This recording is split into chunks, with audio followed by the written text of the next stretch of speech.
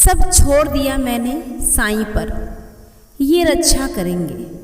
जो भी करेंगे साईं मेरे लिए सब अच्छा करेंगे। ओम साईं राम। मेरे प्यारे साईं भक्तों, मैं आज आपके लिए अध्याय 27वां प्रारंभ करने जा रही हूँ, जिसका आप ध्यानपूर्वक श्रवण करें। अध्याय 27वां, भागवत और विष्णु सहस्त्र नाम प्रदान कर अनुग्रहित करना। गीता रहस्य, दादा साहेब खारपेट।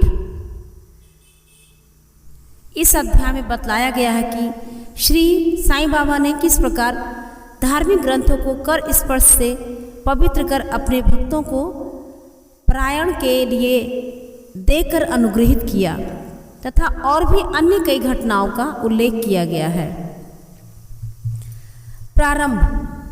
जन साधारण का ऐसा विश्वास है कि समुद्र में स्नान कर लेने से ही समस्त तीर्थों तथा पवित्र नदियों में स्नान करने का पूर्ण प्रताप प्राप्त हो जाता है। ठीक इसी प्रकार सतगुरु के चरणों का आश्रय लेने मात्र से तीनों शक्तियों ब्रह्मा, विष्णु और महेश और परम ब्रह्म को नमन करने से श्रेष्ठ सहज ही प्राप्त हो जाता है। श्री सच्चिदानंद साईं महाराज की जय हो। वे तो भक्तों के लिए कल्पतरु, दया के सागर और आत्मानुभूति देने वाले हैं। हे साईं, तुम अपनी कथाओं के श्रवण से मेरी श्रद्धा जागृत कर दो।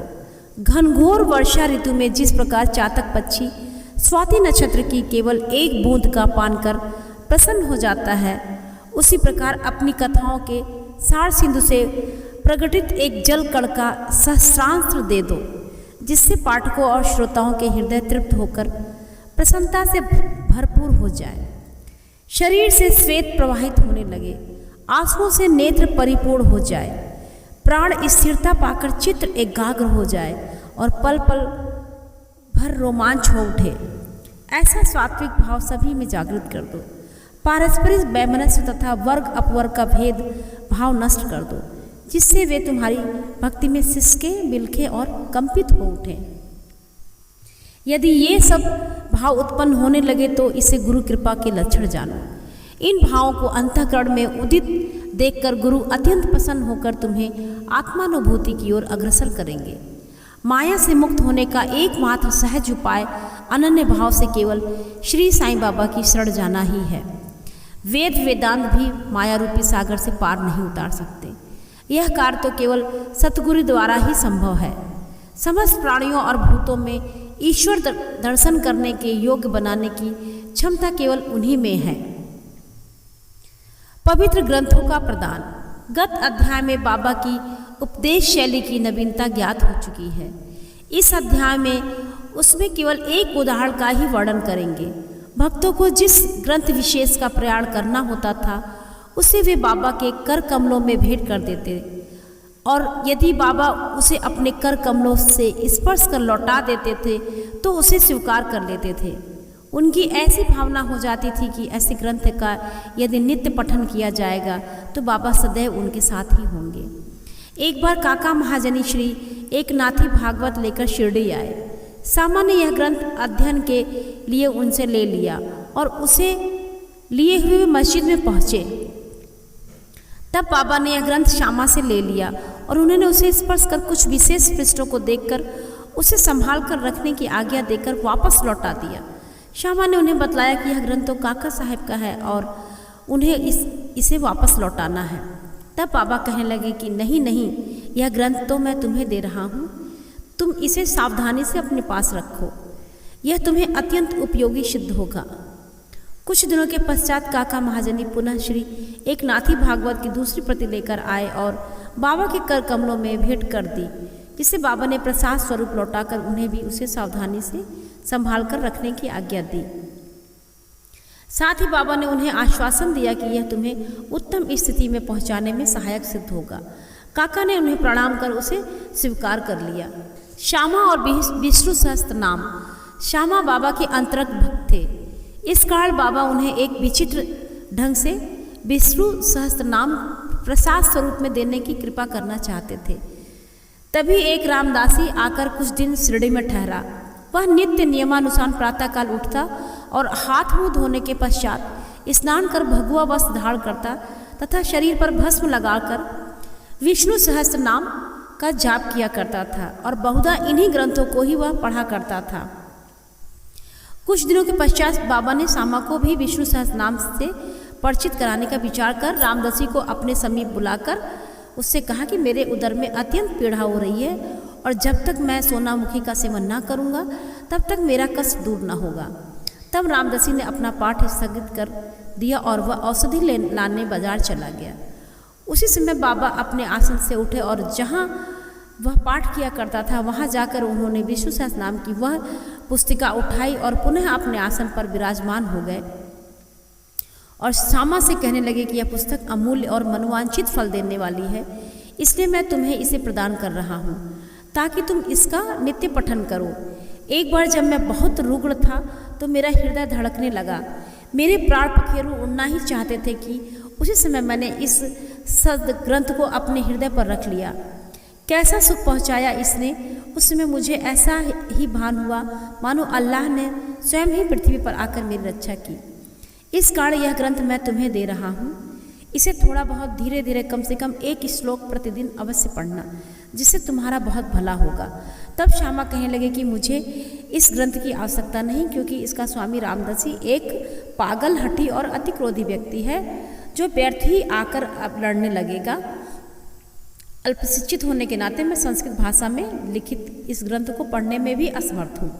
श्यामा की धारणा थी कि बाबा मेरे और रामदासी के बीच मनमुटाव करवाना चाहते हैं, इसलिए उन्होंने यह नाटक रचा। बाबा का विचार उनके प्रति क्या था यह उसकी समझ में ना आया। बाबा एन केन प्राकेण विष्णु सहस्त्र नाम उसके कंठ में उतार देना चाहते थे। वे तो अपने एक अल्पशिक्षित अंतरंग भक्त की सांसारिक दुखों से मुक्त कर देना चाहते थे। ईश्वर नाम के जाप का महत्व तो सभी को विदित ही है, जो हमें पापों से बचाकर कुवृत्तियों से हमारी रक्षा कर जन्म तथा मृत्यु के बंधन से छुड़ा देता है। यह आत्मशुद्धि के लिए एक उत्तम साधन है, जिसमें न किसी सामग्री की आवश्यकता है और न किसी नियम के बंधन की। इससे सुगम और प्रभावकारी साधन अन्य कोई नहीं। बाबा की इच्छा तो श्यामा से यह साधना कराने की थी, परंतु श्यामा ऐसा न चाहते थे, इसलिए बाबा ने उन पर दबाव डाला। ऐसा बहुधा सुनने में आया कि बहुत पहले श्री एकनाथ महाराज ने अपने एक पड़ोसी ब्राह्मण से विष्णु सहस्त्र नाम का जाप करने के लिए आग्रह कर उसकी रक्षा की थी। विष्णु सहस्त्र नाम का जाप चित्त शुद्धि के लिए एक श्रेष्ठ तथा सरल मार्ग है, इसलिए बाबा ने श्यामा से अनुरोध पूर्वक इसके जाप में प्रवृत्त किया। रामदासी बाजार से तुरंत सोनामुखी लेकर लौट आया। आना चिंचड़ी कर जो वहीं उपस्थित थे प्रयागपुरे नारद मुनि ही थे और उन्होंने उक्त घटना का संपूर्ण वृत्तांत रामदासी को बता दिया। रामदासी क्रोधावेश में आकर श्यामा की ओर लपका और कहने लगा कि यह तुम्हारा ही कार्य है जो तुमने बाबा के द्वारा मुझे उधर पीड़ा के बहाने औषधि लेने को भेजा है। ये तुमने पुस्तक न लौटाई तो मैं तुम्हारा सिर तोड़ दूंगा। श्यामा ने उसे शांतिपूर्वक समझाया, परंतु उसका कहना व्यर्थ ही हुआ। तब बाबा प्रेम पूर्वक बोले कि अरे रामदासी, यह क्या बात है, क्यों उपद्रव कर रहे हो? क्या श्यामा अपना बालक नहीं है? तुम उसे व्यर्थ ही क्यों गाली दे रहे हो? मुझे तो ऐसा प्रतीत होता है कि तुम्हारी प्रकृति ही उपद्रवी है। क्या तुम नम्र और मृदुल वाणी नहीं बोल सकते? तुम नित्य प्रति इन पवित्र ग्रंथों का पाठ किया करते हो और फिर भी तुम्हारा चित्त अशुद्ध ही है। जब तुम्हारी इच्छाएं ही तुम्हारे वश में नहीं हैं तो तुम रामदासी कैसे? तुम्हें तो समस्त वस्तुओं से अनासक्त होना चाहिए। कैसी विचित्र बात है कि तुम्हें इस पुस्तक पर इतना अधिक मोह है। सच्चे रामदासी को तो ममता त्याग कर समदर्शी होना चाहिए। तुम तो अभी बालक श्यामा से केवल एक छोटी सी पुस्तक के लिए झगड़ा कर रहे हो। जाओ अपने आसन पर बैठो। पैसों से तो पुस्तकें अनेक प्राप्त हो सकती हैं, परंतु मनुष्य नहीं। उत्तम विचारक बनकर विवेकशील हो। पुस्तक का मूल्य ही क्या है और उससे श्यामा का क्या प्रयोजन? मैंने स्वयं उठाकर यह पुस्तक उसे दी थी, यह सोचकर कि तुम्हें तो यह पुस्तक पूर्णतः कंठस्थ है।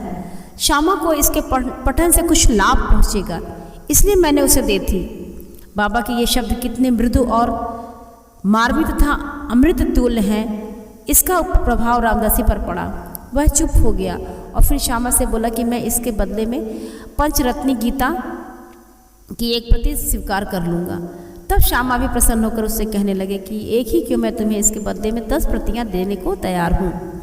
इस प्रकार यह विवाद तो शांत हो गया, परंतु अब यह प्रश्न आया कि रामदासी ने पंचरत्न गीता के लिए ही एक ऐसी पुस्तक जिसका उसे कभी ध्यान भी ना आया था, इतना आग्रह क्यों किया, और जो मस्जिद में हर दिन धार्मिक ग्रंथों का पाठ करता हो वह बाबा के समक्ष ही इतना उत्पात करने पर क्यों उतारू हो गया। हम नहीं जानते कि इस दोष का निराकरण कैसे करें और किसे दोषी ठहरावें। हम तो केवल इतना ही जान सके हैं कि यदि इस प्रणाली का अनुसरण न किया गया होता तो विषय का महत्व और ईश्वर नाम की महिमा तथा श्यामा को विष्णु सहस्त्र नाम के पठन का शुभ अवसर ही प्राप्त न होता। इससे यही प्रतीत होता कि बाबा के उपदेश की शैली और उनकी प्रक्रिया अद्वितीय है। श्यामा ने धीरे धीरे इस ग्रंथ का इतना अध्ययन कर लिया और उन्हें इस विषय का इतना ज्ञान हो गया कि वह श्रीमान बूटी साहब के दामाद प्रोफेसर जी नारके MK इंजीनियरिंग कॉलेज पूना को भी उसका यथार्थ अर्थ समझाने में पूर्ण सफल हुए। गीता रहस्य। ब्रह्म विद्या का जो भक्त अध्ययन करते हैं उन्हें बाबा सदैव प्रोत्साहित करते थे। इसका एक उदाहरण कि एक समय बापू साहब जोग का एक पार्सल आया जिसमें श्री लोकमान्य तिलक कृत गीता भाष्य की एक प्रति थी, जिसे काख में दबाए हुए वो मस्जिद में आए। जब वे चरण वंदना के लिए झुके तो वह पार्सल बाबा के श्री चरणों पर गिर पड़ा। तब बाबा उनसे पूछने लगे कि इसमें क्या है। श्री जोग ने तत्काल ही पार्सल से वह पुस्तक निकाल कर बाबा के कर कमलों में रख दी। बाबा ने थोड़ी देर उससे कुछ पैसे देकर जेब में 1 रुपया निकाला और उसे पुस्तक पर रखकर जोग को लौटा दिया और कहने लगे इसका ध्यानपूर्वक अध्ययन करते रहो, इससे तुम्हारा कल्याण होगा। श्रीमान और श्रीमती खारपेट। एक बार श्री दादा साहब खापर्डे सुकुटुम्ब शिरडी पर आए और कुछ मास वहीं ठहरे। उनके ठहरने के नित्य कार्यक्रम का वर्णन श्री साईं लीला पत्रिका के प्रथम भाग में प्रकाशित हुआ। दादा कोई सामान्य व्यक्ति न थे, वे एक धनाढ़ अमरावती के सुप्रसिद्ध वकील तथा केंद्रीय धारा सभा के सदस्य थे। वे विद्वान और प्रवीण वक्ता भी थे। इतने गुणवान होते हुए भी उन्हें बाबा के समक्ष मुँह खोलने का साहस न होता था। अधिकांश भक्तगण तो बाबा से हर समय अपनी शंका का समाधान कर लिया करते थे। केवल 3 व्यक्ति खापर्डे, नूलकर और बूटी ही ऐसे थे जो सदैव मौन धारण किए रहते थे तथा अति विनम्र और उत्तम प्रकृति के व्यक्ति थे। दादा साहब विद्यारण्य स्वामी द्वारा रचित पंचदशी नामक प्रसिद्ध संस्कृत ग्रंथ जिसमें अद्वैत वेदांत का दर्शन है, इसका वर्णन दूसरों को तो समझाया करते थे, परंतु जब वे बाबा के समीप मस्जिद में आए तो वे एक शब्द भी उच्चारण न कर सके। यथार्थ में कोई व्यक्ति चाहे वह कितना वेदांतों में पारंगत क्यों न हो, परंतु परम ब्रह्म पद को पहुँचे हुए व्यक्ति के समक्ष उसका शुष्क ज्ञान प्रकाश नहीं दे सकता। दादा 4 मास तथा उनकी पत्नी 7 मास वहाँ ठहरी। वे दोनों अपने शिरडी प्रवास से अत्यंत प्रसन्न थे। श्रीमती खापर्डे श्रद्धालु तथा पूर्ण भक्त थीं, इसलिए उनका साईं चरणों में अत्यंत प्रेम था। प्रतिदिन दोपहर को वे स्वयं नैवेद्य लेकर मस्जिद को जाती और जब बाबा उसे ग्रहण कर लेते तभी वो लौटकर अपने भोजन किया करती थी। बाबा उनकी अटल श्रद्धा की झांकी का दूसरों को भी दर्शन कराना चाहते थे। एक दिन दोपहर को वे साझा पूरी, भात, सार, खीर और अन्य भोज पदार्थ लेकर मस्जिद में आए। कुछ दिनों तो वह भोजन प्राय घंटों तक बाबा की प्रतीक्षा में पड़ा रहता था, परंतु उस दिन वे तुरंत ही उठे और भोजन के स्थान पर आकर आसन ग्रहण कर लिया और थाली पर से कपड़ा हटाकर उन्होंने रुचिपूर्वक भोजन करना प्रारंभ कर लिया। तब श्यामा कहने लगे कि यह पक्षपात क्यों, दूसरों की थालियों पर तो आप दृष्टि तक नहीं डालते, उल्टे उन्हें फेंक देते हैं, परंतु आज इस भोजन को आप बड़ी उत्सुकतापूर्वक और रुचि से खा रहे हैं। आज इस बाई का भोजन आपको इतना स्वादिष्ट क्यों लगा? यह विषय तो हम लोगों के लिए एक समस्या बन गया। तब श्यामा ने इस प्रकार समझाया, सचमुच ही इस भोजन में एक विचित्रता है। पूर्व जन्म में यह बाई एक व्यापारी की मोटी गाय थी जो बहुत अधिक दूध देती थी। पशु योनि त्याग कर इसने एक माली के कुटुंब में जन्म लिया। उस जन्म के उपरांत फिर यह एक क्षत्रिय वंश में उत्पन्न हुई और इसका ब्याह एक व्यापारी से हो गया। दीर्घ काल के पश्चात इनसे भेंट हुई है, इसलिए इसकी थाली में से प्रेम पूर्वक 4 ग्रास तो खा लेने दो। ऐसा कहकर बाबा ने भरपेट भोजन किया और फिर हाथ मुँह धोकर और तृप्ति की 4-5 डकारें लेकर वे अपने आसन पर पुनः आ विराजे। फिर श्रीमती खापर्डे ने बाबा को नमन किया और उनके पाद सेवन करने लगे। बाबा उनसे वार्तालाप करने लगे और साथ साथ उनके हाथ भी दबाने लगे। इस प्रकार परस्पर सेवा करते देखा श्यामा मुस्कुराने लगा और बोला कि देखो तो यह एक अद्भुत दृश्य है कि भगवान और भक्त एक दूसरे की सेवा कर रहे हैं। उनकी सच्ची लगन देखकर बाबा अत्यंत कोमल तथा मृदु शब्दों से अपने श्रीमुख से कहने लगे कि अब सदैव राजा राम का जाप किया करो, और यदि तुमने इसका अभ्यास क्रमवत कर लिया तो तुम्हें अपने जीवन के ध्येय की प्राप्ति अवश्य ही हो जाएगी। तुम्हें पूर्ण शांति प्राप्त होकर अत्यधिक लाभ होगा। आध्यात्मिक विषयों से अपरिचित व्यक्तियों के लिए यह घटना साधारण सी प्रतीत होगी, परंतु शास्त्रीय भाषा से यह शक्तिपात के नाम से विदित है, अर्थात गुरु द्वारा शिष्य में शक्ति संचार करना। बाबा के वे शब्द कितने शक्तिशाली और प्रभावकारी थे जो एक क्षण में ही हृदय कमल में प्रवेश कर गए और वहाँ अंकुरित हो उठे। यह घटना गुरु शिष्य संबंध के आदर्श की घोतक है। गुरु शिष्य दोनों एक दूसरे को अभिन्न जानकर प्रेम और सेवा करना चाहिए, क्योंकि उन दोनों में कोई भेद नहीं है।